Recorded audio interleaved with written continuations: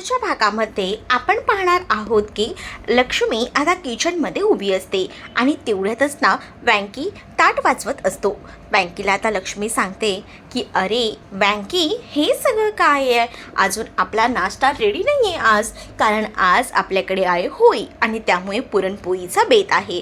त्यामुळे सगळं काही हळूहळू सावकाश चाललेलं आहे. आता लक्ष्मी त्या दोघांनाही बोलते, तर वीणा ही खूप जास्त खुश असते, कारण आज ना घरामध्ये पुन्हा ते वातावरण आलेलं असतं. एवढे दिवस सगळ्यांना हीच वाटत असतं ना की जानू जिवंत नाही आहे, पण आता जानू ही जिवंत आहे, भावनाही या निमित्ताने घरी आहे, सिद्धू भावनाचा संसारही छान फुलू लागलेला आहे. आणि हे सगळं बघूनच ना आता खूप जास्त आनंद वीणाला झालेला असतो आणि हे सगळं ते लक्ष्मीला सांगत असते. मीना आणि लक्ष्मीच्या छान अशा गप्पा सुरू असतात. आता फक्त जानूची मेमरी गेली म्हणून, नाहीतर सगळ्याच गोष्टी एकदमच छान झाल्या असत्या, सगळ्या गोष्टी एकदाच मार्गी लागल्या असत्या. पण जाऊ दे, कधी कधी म्हणतात ना, जे होतं ते चांगल्यासाठी होते. बघूया यातून काय सत्य होतंय ते. दुसरीकडे आता जयंत च्या फोटोला फूल वाहत असतो आणि त्याच वेळेला ललिताच्या फोटोसमोर हात जोडत असताना त्याला तो दिवस आठवतो, ज्या दिवशी त्याने ते समोर चित्र त्याला आठवू लागतं. म्हणजेच ज्या दिवशी त्याने महाशिवरात्रीला ललिताला ढकललं होतं आणि ललिता जागेवर जाऊन पडली होती. आणि तो क्षण जेव्हा त्याला आठवतो ना, तेव्हा मात्र आता खूप मोठा धक्काच ना इथे असणाऱ्या जयंतला बसतो. जयंतला तो प्रसंग आठवतो, त्यामुळे जयंत एकदमच आता कावराबावरा झालेला असतो. जयंतला कळत नसतं की काय करावं, पण ह्या लोकांना काही कळलं असेल का? म्हणजे या लोकांनी कसला तपास घेतला असेल का की हे सगळं कसं झालंय, काय झालंय म्हणून.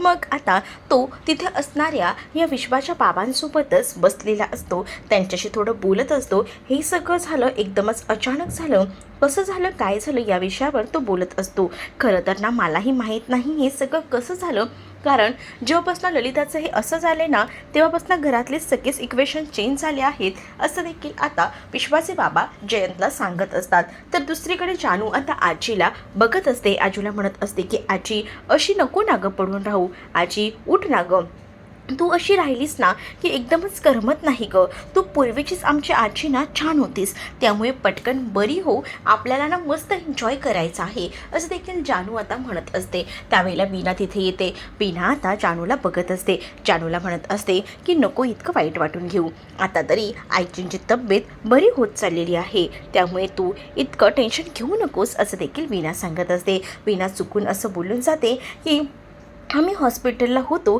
तेव्हा त्यांचा हात हल्ला होता, आरतीनं मला सांगितलं होतं, असं जेव्हा आता ती बोलते ना, तेव्हा मात्र कोण आरती, लगेचच वीणाला जानू विचार लागते. वीणा अगदी ओघाओघात बोलून गेलेली असते. मग ती म्हणते की आरती नाही ग, आती, असं म्हटलं तेव्हा ना आधी ती हात हलवत होती. मग हे बोलल्यानंतर जानू म्हणत असते की लवकरात लवकर ना आजी बरी व्हायला हवी, बस, मला बाकी काही माहीत नाही, आजीला बरं करायचं काम ना आता मी करणार आहे, असं देखील जानूने आता मोठी जबाबदारी आपल्या हाती घेतलेली असते. कारण नेहमीच हसत खेळत राहणारी जी आजी आहे ती आज अंथरुणाला खेळली आहे आणि त्यामुळेच तिला ना नको नकोसं झालेलं असतं. म्हणूनच ती आजीला बरं करण्याच्या मागेच आता लागलेली असते. आता घरामध्ये होळीचा सण असतो आणि त्यासाठी पूर्ण तयारी झालेली असते, पण घरातलेही असे का वागतायत ना, हे कुठेतरी ना आता न पटण्यासारखं असतं. दुसरीकडे मात्र आता गप्पा मारत जयंत आणि त्याचसोबत इथे विश्वाचे बाबा बसलेले असतात. विश्वाच्या बाबांना या सगळ्याबद्दल अजून तरी काही माहीत नाही आहे, ही गोष्टच तो जाणून घ्यायचा प्रयत्न करत असतो आणि त्यांच्या बोलण्यावर ना आता कळत असतं. म्हणजे जेव्हापासनं ललिताचं हे असं झालं आहे तेव्हापासनं तनूसुद्धा घरात नाही आहे, बाबाही जेवत नाही आहे, सही ही थोडी नाराजच आहे. या सगळ्या गोष्टी ते बोलत असतात. तेवढ्यातच विश्वा तिथे आलेला असतो आणि जेव्हा विश्वा तिथे येतो तेव्हा तो आता म्हणत असतो की तू इथे काय करतोयस. जयंतला बघूनच ना खूप जास्त राग त्याला आलेला असतो. जयंतकडे तो बघत असतो आणि म्हणत असतो की तुझी हिंमत कशी झाली इथे यायची. त्याच वेळेला आता विश्वाचे बाबा विश्वाला शांत करत असतात आणि म्हणत असतात की कळतंय मला तुला होतोय त्रास, पण नको एवढी चिडचिड करू, ते कामासाठीच आले होते, जस्ट फोटोकडे फक्त त्यांनी फूल ठेवलं आणि माझ्याशी गप्पा मारत होते, बस एवढंच काय ते. मग आता बाबांना विश्वास सांगतो की मला ना जरा त्यांच्याशी बोलायचं आहे, तुम्ही जरा जाता का बाबा. विश्वाचे बाबा म्हणतात ठीक आहे, बोलून घे. दुसरीकडे भावना आता कामाचं निमित्त सांगून बाहेर निघत असते, कारण तिला ना आता आपल्या घरी जायचं असतं. आज होळीचा सण आहे आणि त्यामुळे घरी सगळं सण साजरा करायचा असतो. म्हणूनच ती कामाचं निमित्त सांगून घराबाहेर पडत असते. जेव्हा आता ती घराबाहेर पडते तेव्हा जानू तिला थांबवत असते, पण ती म्हणते की काम तर करायलाच हवं ना. दुसरीकडे विश्वा आणि जयंत हे आता समोरासमोर असतात. त्याच वेळेला जयंत हा विश्वाला म्हणत असतो की तुला असं वाटत असेल तू सगळं काही मिळवलं आहेस तर तुझा हा खूप मोठा गैरसमज आहे. बघितलंस का आज जानू किती जास्त खुश आहे आणि ते सगळं ना एकंदरीत बरंच झालं. मी तर म्हणतो जे काही झालं आहे ना ते बघूनच मग आता का ती तर तुलाही विसरली आहे ना, असं विश्वाला जयंत बोलत असतो. तर जयंतला विश्वा सांगतो की ती मला विसरली ना याचं मला काहीच दुःख नाही आहे. उलट ती विसरली आहे तर ठीक आहे, पण माझं ध्येय हेच होतं की तिने सुखानं राहावं, आनंदाने जगावं. आणि आज माझी जी मैत्रीण आहे ना तिच्या चेहऱ्यावर मला ते सुख, मला तो अनुभव दिसत आहे आणि त्यामुळेच ना मला या सगळ्याबद्दल खूप भारी वाटते. आणि मुळात आहे ना तुझं खरं रूप आहे ना सगळ्यांसमोर जोपर्यंत येत नाही ना तोपर्यंत मी सुद्धा शांत बसणार नाही. मीही तितकाच हुशार आहे.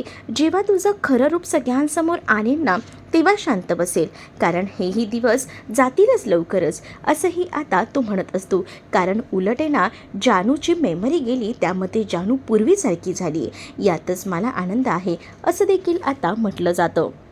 तर दुसरीकडे आता आजीने घर डोक्यावर घेतलेलं असतं. आजी आता म्हणत असते की घरातली सूनबाई घरात नाही आहे, पण आता घरात कार्यक्रम करायचे आहेत की नाही, का असंच घरामध्ये सुद्धा आज होळीचा सण साजरा करायचा नाही आहे. तर इकडे आता रेणुका आणि त्याचसोबत नीलांबरी मान खाली घालून गुपचूपपणे बसलेल्या असतात आणि त्या म्हणत असतात की करायचं आहे आई, सगळं तयारी तर सुरूच आहे, बघूया कसं काय काय एक एक जमते ते. तेवढ्यातच ना आता भावना तिथे आलेली असते आणि भावना तिथे आल्यानंतर आजी मात्र भावनाला आता टोमणे मारत असते आणि आजी आता भावनाला म्हणते की काय ह्या बाईसाहेब आत्ता आले आहेत, यांना तर फक्त निमित्तच लागतं माहेरी जायचं. मग आता भावना थोडी शांत बसते. भावना आता आजीला म्हणत असते की याआधीसुद्धा मी तुम्हाला सांगितलं आहे, माझी बहीण आजारी आहे, माझ्या बहिणीच्या बाबतीत जे काही झालं आहे त्यामुळेच मी इथे नसते, मी तिथे जाते. आणि जर हेही तुम्ही समजून घेणार नसाल ना तर मला तुम्हाला काही सांगायचंही नाही आहे, असं देखील आता डायरेक्टली भावना ही बोलू लागते. मग आता आजी म्हणत असते की बाकीही कामं इतरही करायची आहेत की फक्त एवढंच करून चालणार आहे, तुला आता घरची सूनबाई आहेस ना तर जबाबदारी तर घ्यावीच लागणार आहे. भावना म्हणते जबाबदारीचंच म्हणताय ना, घेते ना मी जबाबदारी, करते ना मी सगळं काही, असं देखील आता भावना जी आहे ती बोलत असते.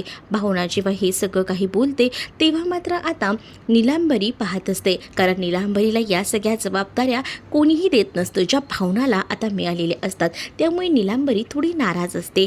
तर दुसरीकडे मात्र आता आजी भावनाला नेमकं होळीच्या दिवशी त्यांच्याकडे काय परंपरा आहे या सगळ्याबद्दल सांगत असते आणि मग ह्या सगळ्या गोष्टी तुला जमणार आहेत का हे सुद्धा विचारते. मग त्याच वेळेला आता आजीला भावना सांगत असते इतकंच ना, एवढंच आहे ना, ठीक आहे मी करेन ना, त्यात काय एवढं, असंही आता ती म्हणत असते.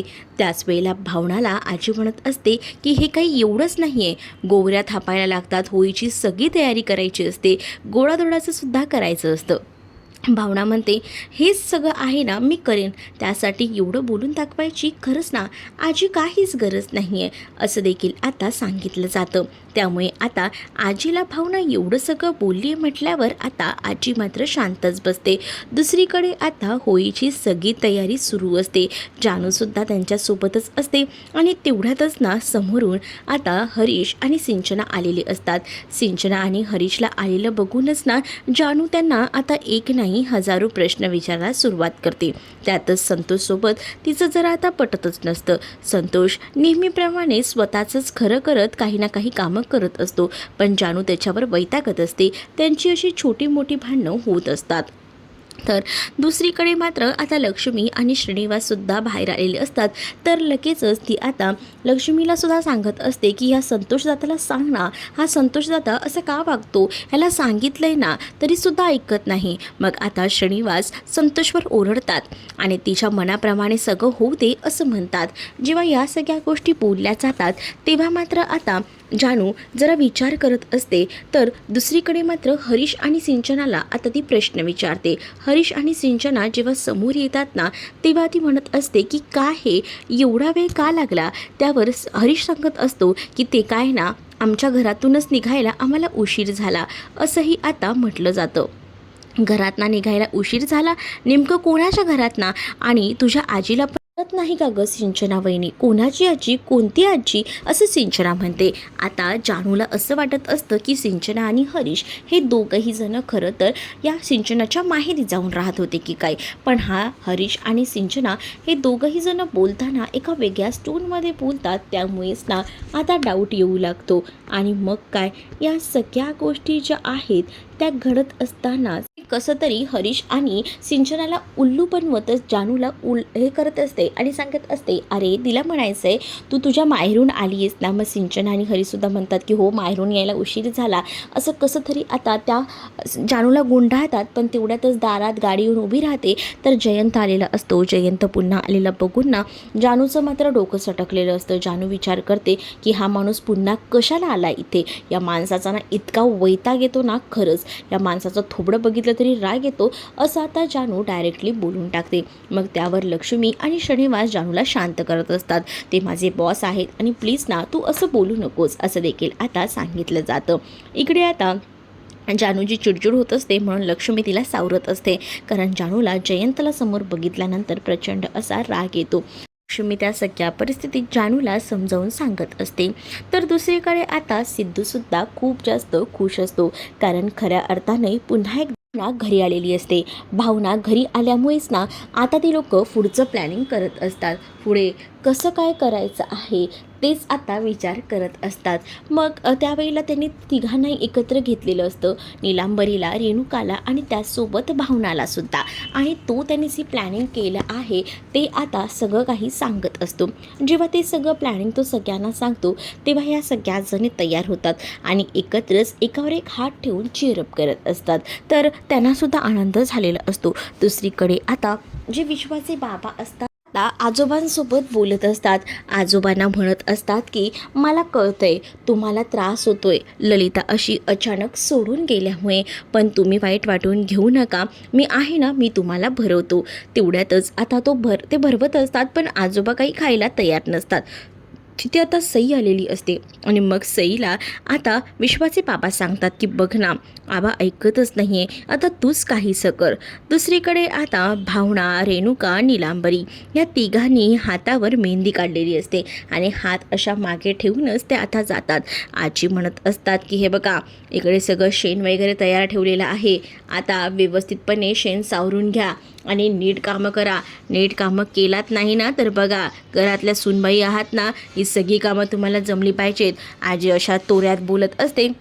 आणि त्याच वेळेला आता भावनाने आपल्या हातावर मेहंदी काढलेली असते. भावना आता आपला हात दाखवते आणि म्हणत असते की ही बघा, मी मेहंदी काढली आहे. ते काय आहे ना, आता ना आपल्या पहिलीच माझी होळी आहे ना, माझा हा पहिला सण आहे लग्नानंतरचा, मग कसं काय होणार आहे. म्हणूनच म्हटलं की सगळं कसं रीतिरिवाजाप्रमाणे व्हायला हवं, म्हणूनच मी हातावर मेहंदी काढली आहे. मग आता नीलांबरी आपला हात दाखवते. नीलांबरीने आपल्या हातावर मेहंदी काढलेली असते. नीलांबरी आपला हात जेव्हा दाखवते तेव्हा रेणुकाला ती असते की तू कर आता. मग रेणुकाही आपला हात बाहेर काढून दाखवते. रेणुकाने आता हात बघितल्यानंतर आता आजी म्हणत असते की मग आता हे सगळं कोण करणार आहे, तुम्हा तिघांना मेहंदी काढायची काय गरज होती. मग आता म्हटलं जातं की बरोबर ना, मेहंदी तर आम्ही सगळीजणं काढणारच ना, का नाही काढणार. आपल्याकडे एवढं सगळं काही आहे आणि सगळ्या काही गोष्टी रीतिरिवाजाप्रमाणे चालतात, मग यामध्ये तरी मागे का हटायचं. म्हणूनच आम्हीही ठरवलं की आपण आहे ना पहिल्यांदा मस्त अशी मेहंदी काढून घ्यायची. मेहंदीचा प्रोग्राम म्हणून आम्ही करून घेतला. मग कशी वाटली ही मेहंदी, आवडली आहे ना, मग आवडली का, असं म्हणून आता मुद्दामूनच ना मजा घेतली जाते. आजीला आता म्हटलं जातं की बघ, तुला असं वाटतंय ना सगळी जबाबदारी घ्यायला हवी, मग एक काम कर, सगळी जबाबदारी प्रत्येकजणं घेतील, पण त्यासाठी ना सगळ्यात महत्त्वाचं घरातल्या स्त्रीने महत्त्वाचं मोठं काम करायला हवं ते म्हणजे गोवऱ्या थापायचं. मग ते काम तर आता तूच करणार आहेस, कारण या घरातली मोठी स्त्री जी तू आहेस, मग ह्या सगळ्या गोष्टी तुलाच कराव्या लागणार आहेत असंही आता म्हटलं जातं. जेव्हा एवढ्या सगळ्या गोष्टी एकत्रच बोलल्या जातात ना, तेव्हा मात्र आता आजीकडे दुसरा पर्याय उरलेला नसतो. आजी आता शांत राहते. दुसरीकडे आता आजोबा तिथे बसलेले असतानाच आजोबांना आता सही भरवायचा प्रयत्न करत असते. सही आजोबांना म्हणत असते की आजोबा असं कसं चालणार आहे, थोडंसं तरी खाऊन घ्या, असं करू नका, थोडं घ्या, मी तुम्हाला सांगते ना. आणि असं बोलून आता आजोबा तिला सांगत असतात की मला नको आहे. पण ज्या वेळेला आता आजोबांना सही भरवत असते ना, तेव्हासुद्धा आजोबा नाहीच म्हणत असतात. मग त्याच वेळेला विश्वाच्या बाबांची सईच्या हाताकडे नजर जाते. सईच्या बोटामध्ये अंगठी नसते. म्हणूनच आता विचारलं जातं की अंगठी कुठे गेली. मग सई म्हणते की तुम्हाला जे विचारायचं आहे ना, ते सगळं काही तुमच्या मुलालाच विचारा. सॉरी, पण या सगळ्या प्रश्नांची उत्तरं तुम्हाला विश्वाकडूनच भेटेल असंही आता सांगितलं जातं. या सगळ्या गोष्टी जेव्हा आता बोलल्या जातात, तेव्हा मात्र आता इकडे विश्वाचे बाबा तर पाहतच राहतात. त्यांना समजतच नसतं की नेमकं सईला बोलायचं तरी काय आहे. दुसरीकडे आजीलाच आता कसं बसं या सिद्धूनं पठवलेलं असतं आणि सिद्धू आजीला सांगत असतो, आता या गोवऱ्या थापायचं काम तुलाच करावं लागणार आहे, कारण हेच काम तू उत्तमपणे करू शकतेस. घरातली मोठी स्त्री आहेस, तर जबाबदारीने या सगळ्या गोष्टी तुलाच कराव्या लागणार आहे. आजीच्या चेहऱ्यावरची आता पूर्णपणेच हसूच गायब झालेलं असतं. आजीला असं वाटत असतं की सिद्धू आपला किती विचार करतोय, घरातल्या एखाद्या बाईला कामाला लावेल, पण त्याने तर आता आजीलाच हे सगळं करायला भाग पाडलेलं असतं, कारण आजीच्या हातावर आता मेहंदी नसते.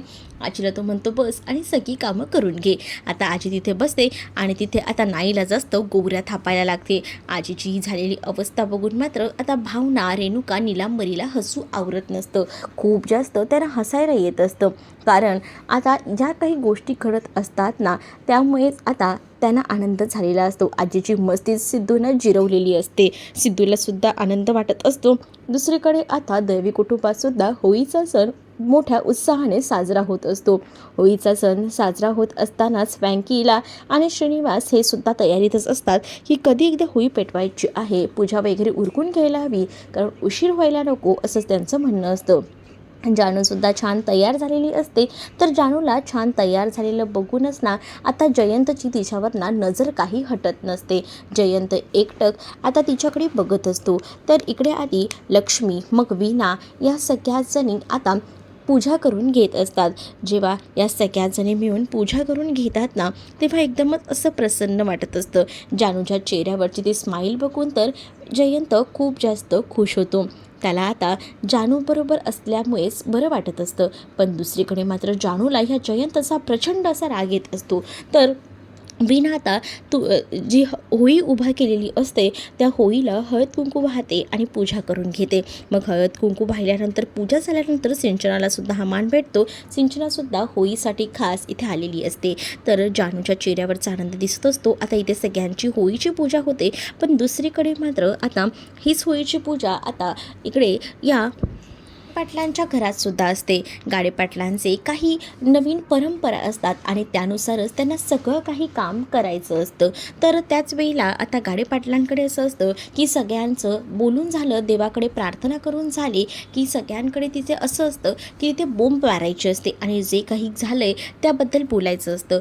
तर इथे जेव्हा भावना आणि सिद्धूचं पूजा वगैरे करून होते, तेव्हा भावना आणि त्याचसोबत नीलांबरी त्या दोघीही जणी ती होळी पेटवतात. दोघीही जशा होळी पेटवतात ना, तशी आता रेणुका म्हणते की ज्यांना ज्यांना बोंब मारायची आहे तरी येऊन बोंब मारा. आजी म्हणत असते की अवलक्षणा, आमच्या घराला लागलेली अवलक्षणा लवकरात लवकर दूर होऊ दे, आमच्या घरात सुखाने सगळं काही नांदून दे, या अवलक्षणाला बाहेर पडू दे, असंही आता ती म्हणत असते. त्यावेळेला आता भावनाला या सगळ्याचा राग येत असतो, पण तरीसुद्धा भावना शांत असते, यावरती काहीच बोलत नसते. दुसरीकडे आता या सगळ्या गोष्टी तिने तर केलेल्याच असतात. त्याच वेळेला नीलांबरीही पुढे येते. नीलांबरीही पुढे येऊन तिलासुद्धा जी बोंब ठोकायची आहे तीसुद्धा ती ठोकू लागते. मग आता या सगळ्या गोष्टी होतच असतात. मग आता डांबरही येऊन बोंब वगैरे ठोकते. आता त्यांच्या बोंबा ठोकून झालेल्या असतात. मग आजी आता आतमध्ये जायला निघालेली असते. पण भावनासुद्धा तितकीच हुशार असते. भावना म्हणत असते की इथे जोपर्यंत सगळ्यांचं बोलून होत नाही होलिका मातेसमोर, तोपर्यंत कोणीही कुठेच जायचं नाही. आणि असं बोलून ती आता आजीला थांबवते. आणि आता सगळेजण तिथे थांबलेली असतानाच आता भावना जी आहे ती आता होलिका मातेसमोर बोंब ठोकत असते आणि म्हणत असते की या गाडेपाटलांच्या घराच्या ज्या काही रूढी परंपरा आहेत त्या मला मोडून काढायच्या आहेत. ज्या काही खोट्या रूढी परंपरा दाखवल्या जात आहेत त्याला कुठेतरी आळा घातला पाहिजे आणि यासाठी होलिका माते मला ताकद दे, असं देखील आता म्हटलं जात असतं. जेव्हा ह्या सगळ्या गोष्टी बोलल्या जातात तेव्हा मात्र आता खूपच जास्त इकडे राग जो आहे तो आता आजीला आलेला असतो. आजी आता रागातच बघत असते. तर तुम्हाला हा भाग कसा वाटला हे नक्कीच मला कमेंटमध्ये सांगा. आणि अशाच नवनवीन भागांसाठी आपल्या चॅनललासुद्धा सबस्क्राईब करायला विसरू नका. चला तर मग भेटूया पुढच्या भागामध्ये. तोपर्यंत टाटा बाय.